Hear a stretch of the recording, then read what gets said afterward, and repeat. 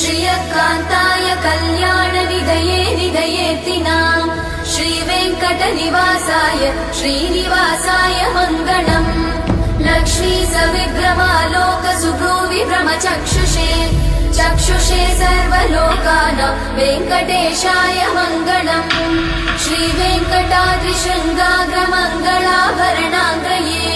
मङ्गलानां निवासाय श्रीनिवासाय मङ्गलम् सर्वावयव सौन्दर्य सम्पदा सर्वचेतसां सदा सम्मोहनायास्तु वेङ्कटेशाय मङ्गलम् नित्याय निरवध्याय सत्यानन्द चिदात्मने सर्वान्तरात्मने श्रीमद् वेङ्कटेशाय मङ्गलम् स्वतः सर्वविदे सर्वशक्तये सर्वशेषिने सुलभाय सुशीलाय वेङ्कटेशाय मङ्गलम्।